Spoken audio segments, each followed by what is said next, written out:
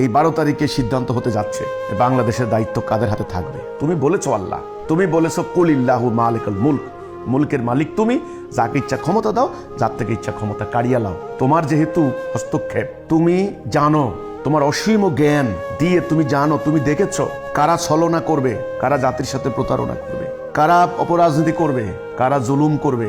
আমরা তো ভবিষ্যৎ জানি না, তুমি জানো আল্লাহ। কারা মানুষের মানবাধিকার ধ্বংস করে দেবে, ন্যায়সঙ্গত অধিকার গলা টিপে হত্যা করবে, বাক স্বাধীনতা ধ্বংস করে দিবে। কারা এই রাষ্ট্র ক্ষমতা পেলে বুকা মানুষের মতো লুটে পুটে খাওয়ার চেষ্টা করবে। আমরা এমনিতেই জর্জরিত হয়ে গিয়েছি। এই জাতি ঋণের জ্বালায়, এই জাতি শেষ। আমাদের ব্যবসা বাণিজ্য শেষ। অনেক মানুষ দেশ থেকে গুটিয়ে নিয়ে গিয়েছে, দেশে কোনো ভবিষ্যৎ নাই। আমরা বড় কষ্টে আছি আল্লাহ। আল্লাহ তোমার গায়েবী মদত দাও। আগামী দিন 12 তারিখে নির্বাচনে এমন কোন অপশক্তি, আমি বলবো ওটা অপশক্তি, যারা রাষ্ট্র ক্ষমতা পেলে, সবরেন্টি পেলে আমাদের উপর জুলুম করবে, অন্যায় করবে।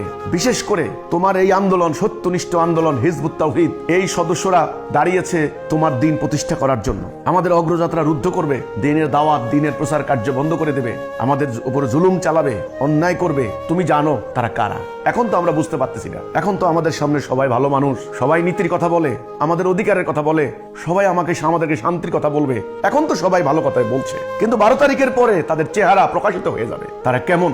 এই জন্য আল্লাহ তোমার প্রতি আমাদের প্রার্থনা, একেবারে তাহাজ্জুদের নামাজ পড়ে আল্লাহর কাছে দোয়া করবেন, কোরআন শরীফ পড়ে পড়ে দোয়া করবেন, আল্লাহর কাছে খাস করে দোয়া করবেন। দরকার হলে এই 2 দিনের মধ্যে একদিন এটা রোজা রাখেন, রোজা রেখে আল্লাহর কাছে, কারণ গায়েবী মদত ছাড়া এই অরাজকতা বন্ধ করার কোনো উপায় নাই। 10 লাখ সেনাবাহিনী, পুলিশ, র্যাব, বিজিবি, আরো স্পেশাল ফোর্স, ছোট্ট একটা বাংলাদেশ, 10 লাখ নির্বাচনটা যেন সুষ্ঠুভাবে হয়। লক্ষ লক্ষ সরকারি কর্মকর্তা কর্মচারী, পুরো রাষ্ট্রের মেকানিজম একটা শাসক নির্বাচনের জন্য। কি সাংঘাতিক ব্যাপার।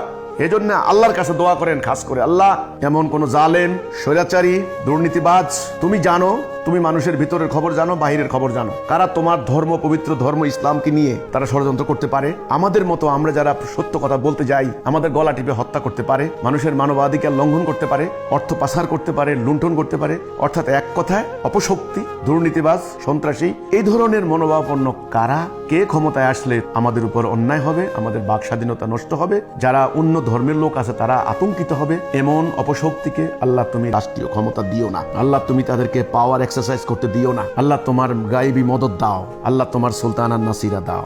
আল্লাহ না করে যদি উল্টাপাল্টা কিছু হয়, বড় ধরনের সমস্যা হয়ে যেতে পারে, সেটা যেন না হয় আমাদের দেশে। সেজন্য আপনারা সবাই মিলে আল্লাহর কাছে দোয়া করেন, আল্লাহ তার গায়েবী মদত দ্বারা, আল্লাহ তার কুদরতি হাত দ্বারা, আল্লাহ তার সাহায্য দ্বারা, আল্লাহ যেন এমন কোনো অপশক্তি, এমন কোনো ধাপ্পাবাজ, এমন কোনো অপরাজনীতিক, তারা যেন কোনো দল বা কোনো প্রার্থী আগামী দিন রাষ্ট্র ক্ষমতায় আসতে না পারে। মানুষ একবেলা না খেয়েও থাকতে পারে, কিন্তু নিরাপত্তাহীনতায় থাকতে পারে না। আমি আশা করবো আল্লাহ মোমেনের দোয়া কবুল করেন। হাজার হাজার মোমেন যখন আল্লাহর কাছে কান্নাকাটি করে দোয়া করবেন, আল্লাহর আরশ পর্যন্ত সে দোয়া পৌঁছবে ইনশাআল্লাহ। তবে দেখবেন যাদের ভিতরে জুলুম করার ইচ্ছা আছে, জালেম, আল্লাহর ধর্মকে নিয়ে ধাপ্পাবাজি করার পরিকল্পনা আছে, তারা বৈতরণী পার হতে পারবে না, তাদের জন্য বিপদ আছে।